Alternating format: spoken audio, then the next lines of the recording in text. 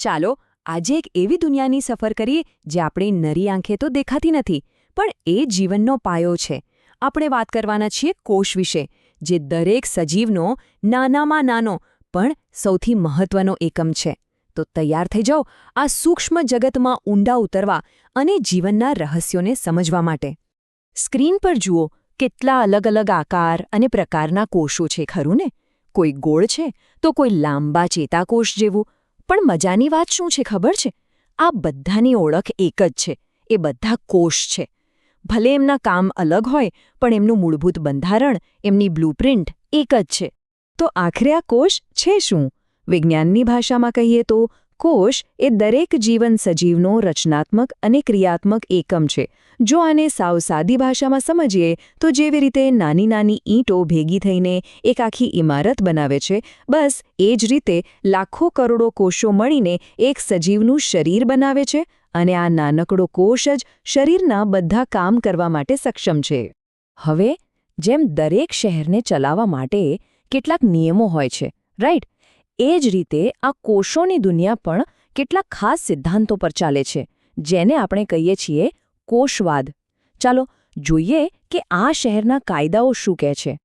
કોષ વિશેની આપણી જે સમજ છે ને, એ કોઈ એક જ દિવસમાં નથી આવી. એની પાછળ એક આખી કહાણી છે. શરૂઆત થઈ 1838માં, જ્યારે શ્લીડને શોધી કાઢ્યું કે બધી જ વનસ્પતિઓ કોષોની બનેલી છે. એના બરાબર 1 વર્ષ પછી શ્વાને કહ્યું કે ભાઈ, પ્રાણીઓ પણ કોષોના જ બનેલા છે. આ બંને પાયો તો નાખી દીધો, પણ એક મોટો સવાલ હજી પણ બાકી હતો કે આ નવા કોષ આવે છે ક્યાંથી? અને એ સવાલનો જવાબ મળ્યો 1855માં રુડોલ્ફ વિર્શો પાસેથી. એમનું એક વાક્ય ઓમ્નેસ સેલ્યુલા એ સેલ્યુલા જીવવિજ્ઞાન માટે ક્રાંતિકારી સાબિત થયું. એનો સીધો અર્થ એ છે કે દરેક જીવંત કોષ પહેલાંથી હાજર રહેલા કોઈ કોષમાંથી જ જન્મે છે. બસ આટલી સરળ વાત, પણ એણે કોષવાદને પૂર્ણ કર્યો અને જીવવિજ્ઞાનને એક નવી જ દિશા આપી. હવે આપણે જે કોષીય શહેરોની વાત કરી રહ્યા છીએ, એ બધા એક સરખા નથી હોતા. સમજી લો કે એમાં 2 મુખ્ય પ્રકાર છે. એક છે સાવ સાદું ગામડું અને બીજું છે એકદમ આધુનિક મોટું શહેર. તો ચાલો આ બંનેની મુલાકાત લઈએ. અહીં આપણી સામે એ જ 2 શહેરો છે. ડાબી બાજુ જુઓ, એ છે આદિકોષ કેન્દ્રીય કોષ. કેટલો સરળ દેખાય છે નહીં? અને જમણી બાજુ છે સુકોષ કેન્દ્રીય કોષ. જોતાં જ ખબર પડી જાય કે આ કેટલો વ્યવસ્થિત અને જટિલ છે. ચાલો હવે આ બંનેમાં શું ફરક છે એને જરા બારીકાઈથી જોઈએ.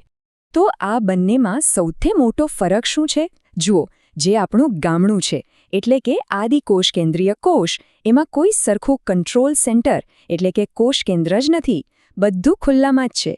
જ્યારે આપણું મહાનગર એટલે કે સુકોષ કેન્દ્રીય કોષ, એમાં એકદમ વ્યવસ્થિત કોષ કેન્દ્ર હોય છે, જે શહેરના મેયરની ઓફિસ જેવું કામ કરે.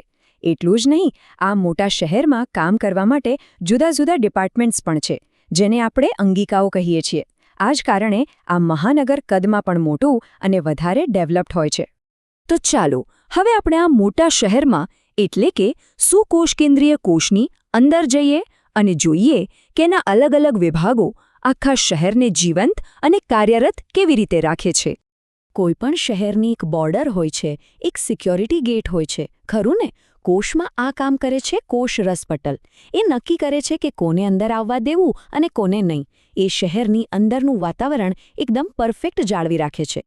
અને આ છે શહેરનું હેડક્વાર્ટર, એનું સિટી હોલ, કોષ કેન્દ્ર. અહીં શહેરના બધા જ નિયમો અને બ્લુપ્રિન્ટ્સ એટલે કે આપણું ડીએનએ સાચવીને રાખવામાં આવે છે. કોષની બધી જ એક્ટિવિટીઝનું કંટ્રોલ અહીંથી જ થાય છે. હવે શહેર ચલાવવા માટે સૌથી જરૂરી શું છે? ઊર્જા એટલે કે પાવર. કોષને આ પાવર મળે છે કણાભ સૂત્રમાંથી. એટલે જ તો એને કોષનું પાવર હાઉસ કહેવાય છે. એ ખોરાકમાંથી એનર્જી બનાવે છે, જેને આપણે એટીપી કહીએ છીએ. અને આ એટીપી જ આખા કોષને ચલાવે છે. હવે વનસ્પતિ કોષોમાં એક એક્સ્ટ્રા અને ખૂબ જ ખાસ ફેક્ટરી હોય છે. એ છે હરિતકણ. આ એક સોલર પાવર પ્લાન્ટ જેવું છે. એ સૂરજની રોશનીનો ઉપયોગ કરીને પોતાનો ખોરાક જાતે જ બનાવી લે છે. આ પ્રક્રિયાને આપણે બધા પ્રકાશ સંશ્લેષણ તરીકે ઓળખીએ છીએ. ઓકે, તો આપણે જોયું કે સુકોષ કેન્દ્રીય કોષ એક મહાનગર જેવો છે. પણ શું બધા મહાનગર સરખા હોય છે? ના. તો ચાલો હવે બે અલગ અલગ શહેરો વનસ્પતિ કોષ અને પ્રાણી કોષને સરખાવીએ અને જોઈએ કે એમના કામ એમને કેવી રીતે અલગ પાડે છે. આ બંનેમાં આમ તો 3 મોટા તફાવત છે. પહેલું, વનસ્પતિ કોષની બહાર એક મજબૂત દિવાલ હોય છે, જેને આપણે કોષ દિવાલ કહીએ છીએ. પ્રાણી કોષમાં એ નથી હોતી. બીજું, વનસ્પતિ કોષ પોતાનો ખોરાક બનાવવા માટે હરિતકણ ધરાવે છે. અને ત્રીજું, વનસ્પતિ કોષમાં પાણી સાચવવા માટે એક બહુ જ મોટી રસધાની હોય છે. પ્રાણી કોષમાં આવું સામાન્ય રીતે નથી હોતું. પણ સવાલ એ છે કે આ તફાવત શા માટે? બહુ સિમ્પલ છે.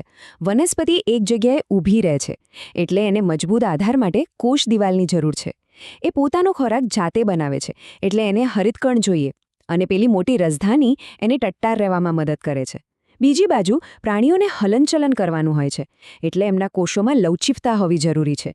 તેથી કોષ દિવાલ નથી હોતી. અને હા, પ્રાણી કોષમાં તારા કેન્દ્ર હોય છે, જે કોષ વિભાજન વખતે બહુ કામ લાગે છે.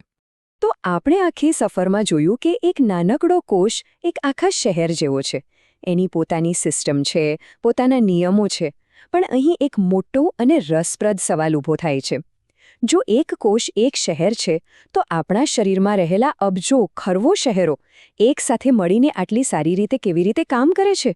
એ બધાનું સંચાલન કોણ કરે છે? આ સવાલ સાથે જ આજની આપણી આ ચર્ચાને અહીં વિરામ આપીએ છીએ.